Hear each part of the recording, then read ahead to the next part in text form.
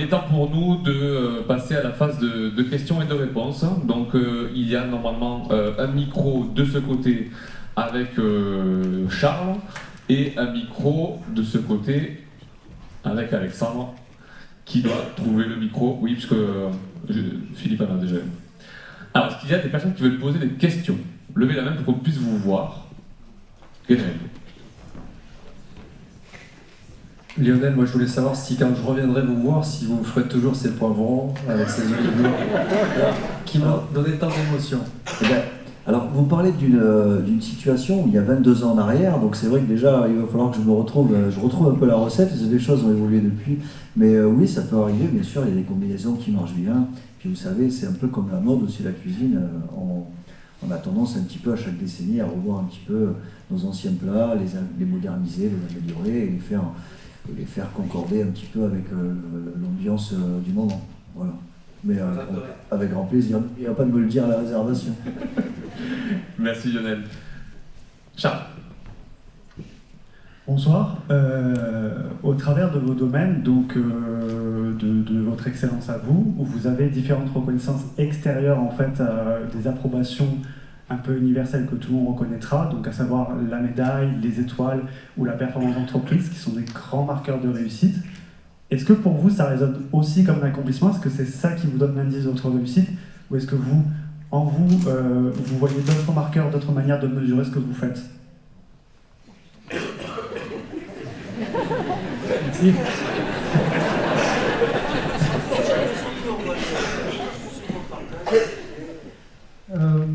Oui, non, c'est-à-dire que moi je trouve que c'est le plus intéressant, c'est la reconnaissance des pairs, c'est-à-dire la reconnaissance des plus grands entrepreneurs, dans mon cas, plus que la reconnaissance en général.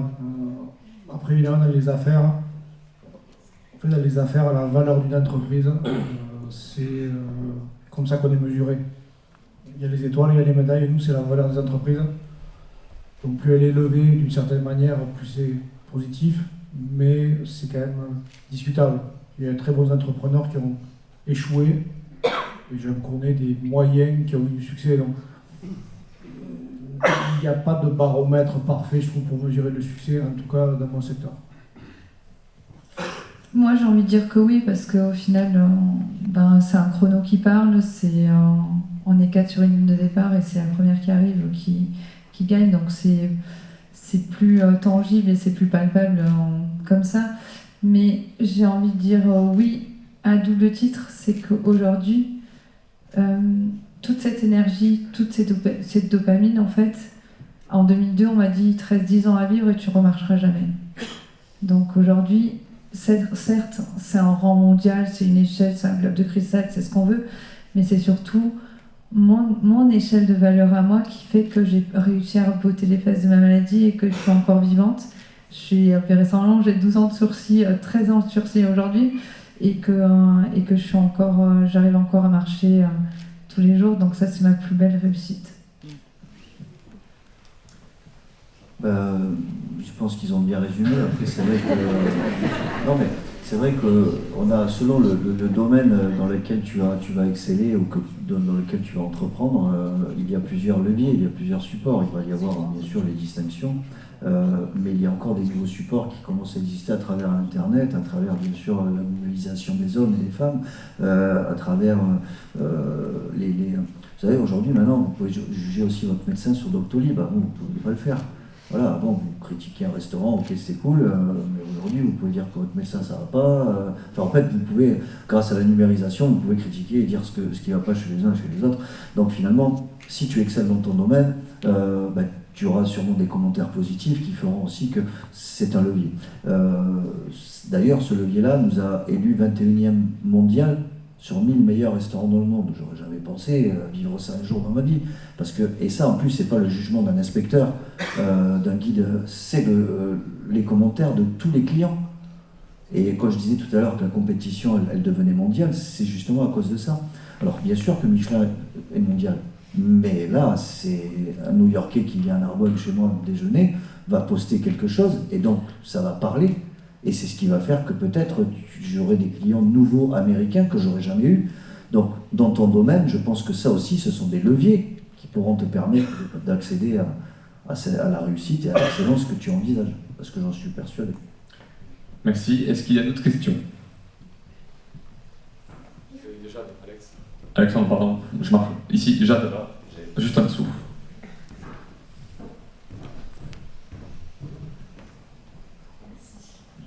Bonsoir et merci. À travers vos 3 discours, j'ai aperçu beaucoup d'humilité et je voulais savoir si cette humilité, elle était clé de votre excellence et de sa prospérité. Mais t'as dit quoi, Lionel, là, du coup? Moi, je pense qu'elle est nécessaire, déjà, parce que c'est pas parce qu'on réussit qu'on est des rockstars. Enfin, faut pas être. Voilà, moi je dis toujours, c'est grâce à vous si j'existe, hein, parce que je peux être un très bon cuisinier, mais si personne vient déjeuner ou dîner, ça sert pas à grand chose. Pareil, c'est pour les musiciens, vous pouvez être un très grand chanteur, mais si vous vous cantonnez qu'à votre baignoire, ça va pas fonctionner. Donc, et toi, c'est pareil, je veux dire, à travers la compétition, regarde les jeunes qui te regardent à la télé, regarde l'inspiration que tu donnes à des jeunes qui peuvent être handicapés et qui ont des problématiques en tout genre. Ils se disent, mais attends, j'ai une championne du monde qui a plus de genoux, qui a ci, qui a là. Ben, moi, je vais pas me plaindre, je vais y aller. Et l'humilité, ça passe aussi par ça, en fait. C'est ça qui amène cette motivation. Après, j'ai d'autres exemples, là, mais... En fait, l'humilité, elle est aussi tu le disais tout à l'heure, c'est de se remettre en... Tout le monde le disait, c'est le fait de se remettre en question, en fait.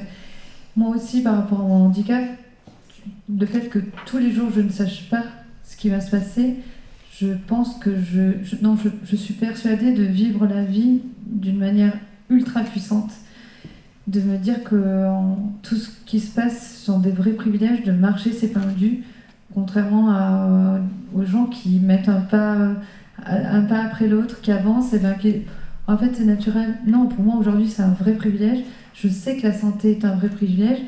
Il y a de l'humanité parce qu'il y a beaucoup d'humanité. Avant tout, on reste des personnes. Moi je reste une femme, une maman aussi, une personne handicapée qui pleure beaucoup aussi parce que je veux toujours mieux faire, toujours. Je suis très sensible aussi, la maladie m'a rendue assez sensible. Je vis loin de chez moi à peu près 250 jours par an. Je vis avec des gens en équipe qui sont aussi durs parce que tout le monde veut. Et tu vois, si ça marche pas, ben on est triste. Si quand ça marche, c'est bien, mais dans un effet de groupe, c'est une effervescence. Mais on sent aussi que parfois ça tire un peu la tête quand je suis très sensible aussi aux propos de mon coach qui parfois est pas très tendre avec moi et qui retient, pourtant il y a des choses positives, mais qui retient toujours le négatif et qui a du mal à verbaliser le positif.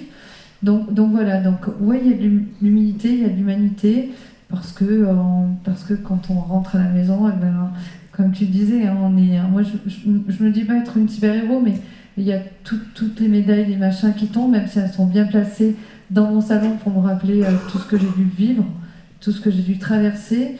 Et voilà, je reste une femme, et en tout cas, je sais que je suis aujourd'hui.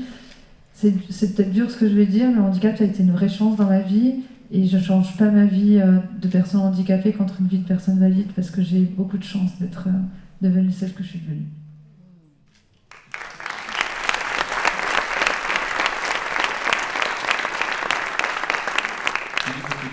Cette question.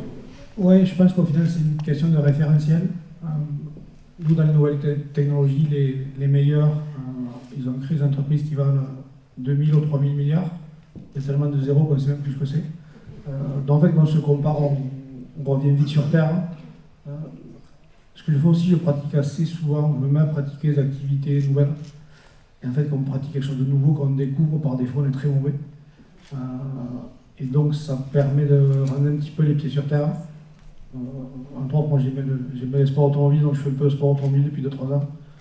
Et quand on se retrouve avec les pros, on se rend compte qu'on avance vraiment pas.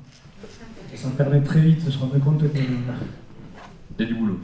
Ah ouais, il y a du boulot. Merci, on peut les applaudir.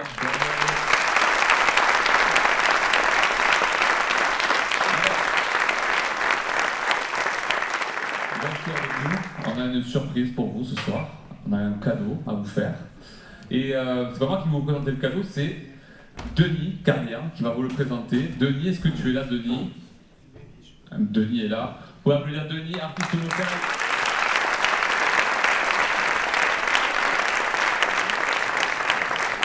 Denis, si tu peux te présenter rapidement, qu'est-ce que tu fais dans la vie?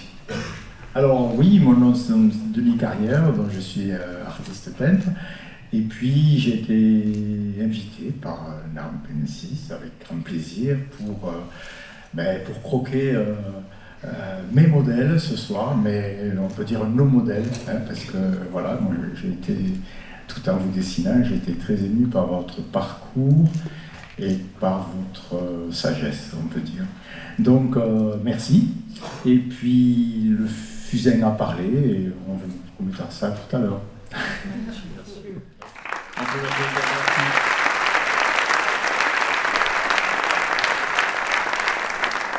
Alors, Philippe, Cécile et Lionel, merci de nous avoir fait vibrer ce soir au travers de vos histoires. J'espère que tout le monde aura retenu ce qu'il avait envie d'entendre et ce qu'il était venu chercher ce soir. Donc de la part de toute l'équipe de Narbolensis, merci beaucoup. Vous nous avez donc donné aujourd'hui de votre temps et pour cela nous vous en remercions du fond du cœur. J'aimerais maintenant qu'on puisse ne pas se quitter, même si on va encore profiter un petit peu de la soirée, mais je voudrais qu'on se lève et qu'on fasse un tonnerre d'applaudissements à nos conférenciers, s'il vous plaît. Merci beaucoup.